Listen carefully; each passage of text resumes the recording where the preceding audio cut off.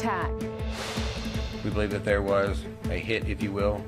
Police in Birmingham, Alabama hunt for multiple suspects in a late-night mass shooting. At least 4 people killed, 17 wounded in the crossfire. Gun violence is at an epidemic level and an epidemic crisis in our country.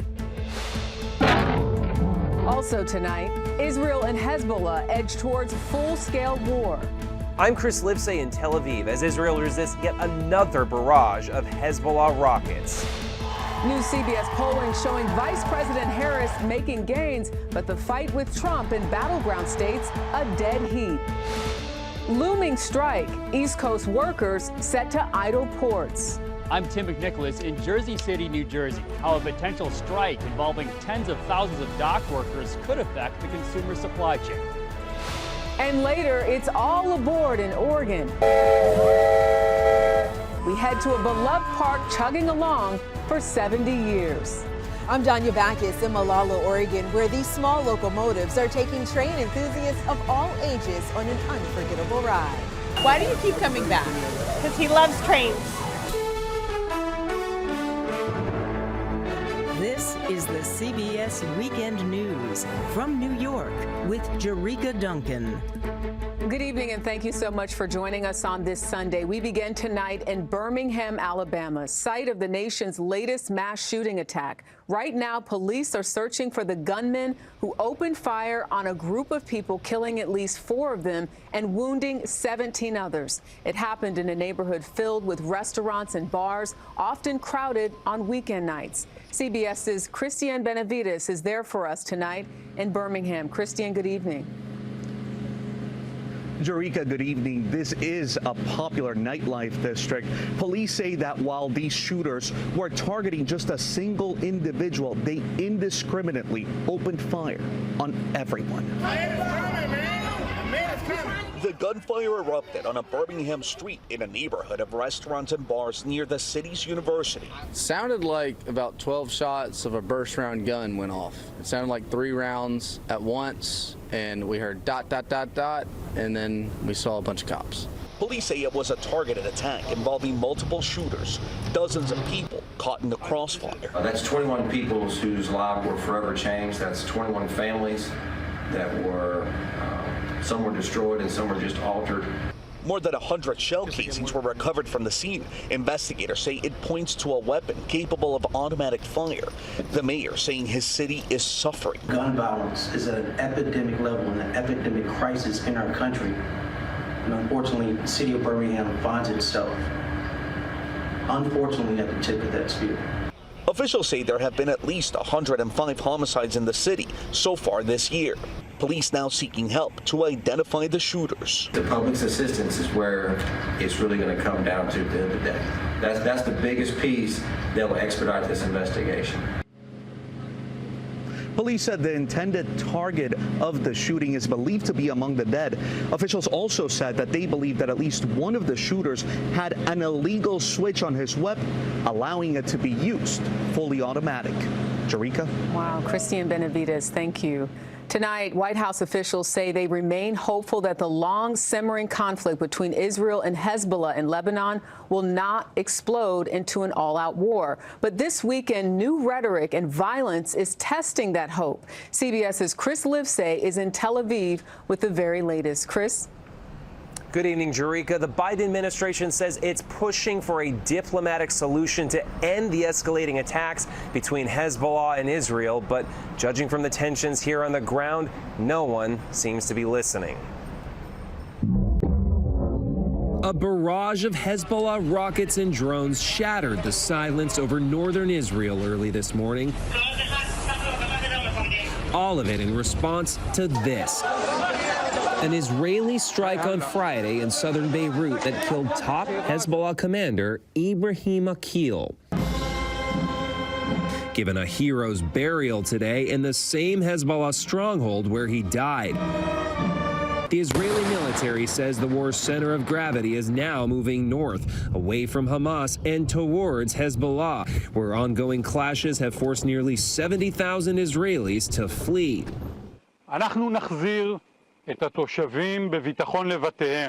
We will safely return the residents to their homes, Israel's Army Chief of Staff said today. If Hezbollah did not understand this, it will receive a blow and another blow until it understands. But Israel hasn't forgotten about Hamas and Gaza. Today, a school where hundreds of people were sheltering was struck west of Gaza City. This just a day after the Hamas-run health ministry said a strike on another school left at least 22 dead, half of them children, one of them a pregnant woman. Israel said the school had been turned into a Hamas command center. And in the occupied West Bank, during a live broadcast, Israeli forces shut down the Ramallah bureau of Al Jazeera as a journalist read the warrant. In the midst of it all, talks of a Gaza ceasefire in exchange for hostages have completely stalled, Jerika. About 100 Israelis remain in Hamas captivity. Israeli Prime Minister Benjamin Netanyahu said today that roughly half of them are believed to still be alive. Chris Livesay for us in Tel Aviv, thank you. Tonight, President Biden returned to the White House after spending the weekend at his Delaware home. Mr. Biden is expected to make one of his final addresses on the world stage Tuesday when he speaks at the United Nations General Assembly. To the campaign trail now, 2024, there's 6 weeks until Election Day. Voting is already underway in a handful of states. Tonight, a new CBS News poll shows Vice President Kamala Harris gaining momentum nationally over former President Donald Trump. But it's a different story in the battleground states. Let's check in with CBS's Skylar Henry for more on that. Skylar, good evening. Hey, Jerika, good evening to you. Yeah, that poll shows neither Trump nor Harris has a clear edge right now. The two candidates are spelling out their policies in the battleground states as the focus remains on several hot-button issues. Former President Trump isn't wavering on his stance on reproductive rights, speaking to supporters in the battleground state of North Carolina Saturday. Women will be happy, healthy, confident, and free. You will no longer be thinking about abortion because it is now where it always had to be, with the states. It's an issue his opponent, Vice President Kamala Harris, has pounced on, considering Trump appointed the 3 Supreme Court justices part of the conservative majority that overturned Roe v. Wade. These hypocrites want to start talking about this is in the best interest of women and children. Well, where you been? Where you been? A new CBS News poll shows 52% of likely voters say abortion will be a major factor in their vote for president, though 88% say the economy holds the most weight. The vice president is narrowing her deficit with Trump among those concerned about the economy, though 59% still think it's bad. The poll also found Americans' position on immigration sharply divided. I don't care who we are, live in a city of 4,000 people, and you bring in 2,500 migrants overnight into one place, there are going to be problems. Trump wins with 83% of voters who believe immigrants commit more crimes and 80% of those who think immigrants take jobs from citizens. Harris wins with 65% of voters who think immigrants fill jobs Americans won't do, and 74% of those who say they're part of what makes America special. It's neck and neck, and we just need to get the vote out in the states that matter to be able to make sure that we can move forward rather than backward as a country. A majority of registered voters also feel as if the tone and tenor of politics in the country has gotten worse. They also say they think the threat of political violence might increase regardless of which side wins. Strika. So much to consider. Skylar Henry, thank you. CBS News will host the only vice presidential debate between Senator J.D. Vance and Governor Tim Walz on Tuesday, October 1st, here in New York. Join us right here on CBS, our streaming network, CBS 24/7 and Paramount Plus. The nation's consumer supply chain faces severe disruptions if dock workers at ports along the East and Gulf Coast go on strike. A deadline is fast approaching. CBS's Tim McNicholas is in Jersey City, New Jersey, with details and possible fallout. Tim, good evening.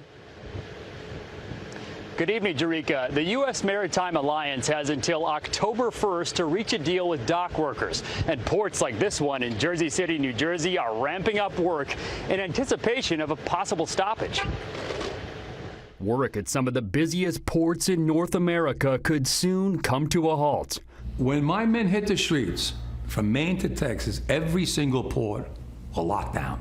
The union, which represents more than 40,000 longshoremen at 36 ports, including major hubs like Charleston, Houston, and Miami, is demanding wage increases as well as protection from job-killing automation. I've been fighting automation for years. They destroyed L.A. Workers are threatening to strike if a new labor agreement with shipping companies represented by the United States Maritime Alliance is not reached by October 1st. All activity in the Port of New York and New Jersey with regards to containerized cargo and automobile cargo will cease. Each year, more than $200 billion worth of goods, including car parts, construction materials, and produce pass through the Port of New York and New Jersey alone. That trade supports more than 500,000 local jobs. A 2-week strike could, cause these disruptions to feed into early 2025. Ryan Sweet with Oxford Economics says if a deal isn't reached in time, a stoppage could disrupt more than half of U.S. shipping traffic. This is going to be very disruptive to the U.S. economy. In a statement to CBS News, the U.S. Maritime Alliance says it has not been able to schedule new bargaining sessions with the union, adding the only way to resolve this is to resume negotiations. Jerika. Tim McNicholas in Jersey City, New Jersey. Thank you. To Jenkins, Kentucky now, where a funeral was held today for Judge Kevin Mullins. Mourners gathered in the city's gymnasium. Police say a local sheriff gunned down Mullins in his chambers last week during an argument. The sheriff is charged with first-degree murder. Tonight, there's trouble churning in the Caribbean that could cause problems along the Gulf Coast. Let's check in with CBS News meteorologist Vanessa Murdoch with more on that. Vanessa? Well, we're looking at what could be potential Hurricane Helene. Here it is in the Western Caribbean. Right now, it's just a cluster of rain and storms. But over the next 48 to 72 hours, we're going to watch it become much more tropical in nature, move into the Gulf of Mexico, and then it has a lot of energy to feed off of. At this point, late in the week, there is a potential landfall along the Gulf Coast. We're looking anywhere from really Texas to Florida, but the favoritism is essentially from Louisiana along the Florida coast. Let's talk temperature now. It is officially fall today, and we are looking at a warm fall ahead. This follows the 4th warmest meteorological summer on record. Areas most likely to feel a warmer than normal autumn. Looks like areas in the southwest. We're talking especially New Mexico, southern Florida, and New England as well. Jerika, back to you. All right, Vanessa, thank you. Straight ahead on the CBS Weekend News, fighting fire with fire to manage future flames, plus top honors for 2 of the best in the WNBA, and all aboard at this train park where the best things in life are still free. Tonight, fire crews are battling 39 major wildfires nationwide. Flames have scorched nearly 1.7 million acres. 17,000 people are battling the fires using more than 700 engines and 99 helicopters. There's also an effort to conserve forests from flames using fire. CBS's Dave Malkoff shows us how. These firefighters are not here to put out a fire. They're about to start one, burning almost 100 acres in Northern California near Mount Shasta. Making flames. Yeah. Making good flames. Cheers, brother. These prescribed burns might seem counterintuitive. When it's done safely and effectively, it's going to change the condition of the forest to a more resilient state in a way that protects communities and our water quality, our air quality, and the beauty of this great state. Instead of flames reaching up through the top of the trees and sparks shooting out and going onto roofs, the flames stay very low to the ground. Lori Wayburn is the president of the Pacific Forest Trust, a nonprofit working with communities to conserve forest and wildlife habitats. So with a prescribed fire, what you're doing is lowering the number of trees to the acre and making it safe for fire to come through as a wildfire. And frankly, it's not a matter of if it does, it's a question of when it does. But Wayburn says prescribed burns are often misunderstood, which has led to misinformation. An analysis by CBS News confirmed found that footage of prescribed burns has been shared online to push the false narrative that governments start wildfires. This video of a controlled burn released by the Sacramento Wildlife Refuge Complex in February 2023 was recirculated on social media, with users claiming the real cause of climate change was being caught on camera. This helitorch video released by British Columbia's Wildlife Service was reshared as supposed proof that the government started the 2023 Donnie Creek fire, a wildfire that was actually started by lightning. That's how they started the fire. It's to clean out dead trees. Look at that. Is rare today, but it used to be common.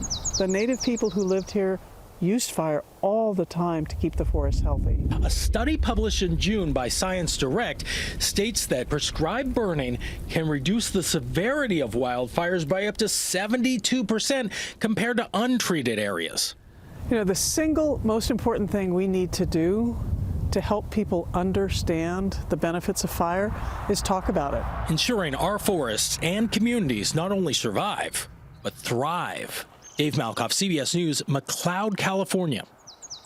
Still ahead on the CBS Weekend News, a third generation of Mannings proving why football runs in the family. Stay with us. Mercury Morris, a star of the perfect season Miami Dolphins in 1972, has died. He was a three-time Pro Bowl running back and two-time Super Bowl champion with a playful personality on and off the field. No cause of death was given. Mercury Morris was 77. This weekend, the Manning football legacy was on full display. Arch Manning led the Texas Longhorns to a 51-3 win against Louisiana Monroe. But not to be outdone, his 6-year-old cousin Charlie also shined. His dad, New York Giants great Eli Manning, posted Charlie making his first flag football QB start. Got over 1 million hits online. Congratulations, Charlie. Today, 2 of the WNBA's best are being honored by the Associated Press. Las Vegas Aces Asia Wilson was named Player of the Year. She's also the first in WNBA history to score more than 1,000 points in a season. And Caitlin Clark won the Rookie of the Year award. The Indiana Fever star broke the league's single-season assist record with 337. Next on the CBS Weekend News, how this free train park keeps chugging along after 70 years.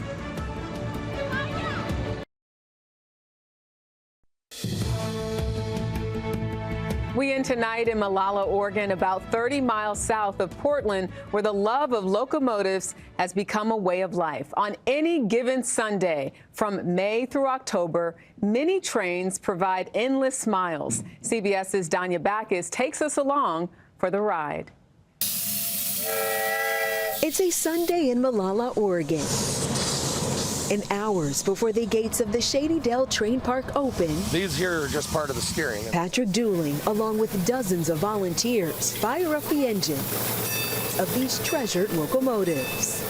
All aboard. It's been all aboard here for 70 years. Up to 11 trains transporting riders to another time. My parents started bringing me out when I was 3 years old. Dooling's been running the show since 2008.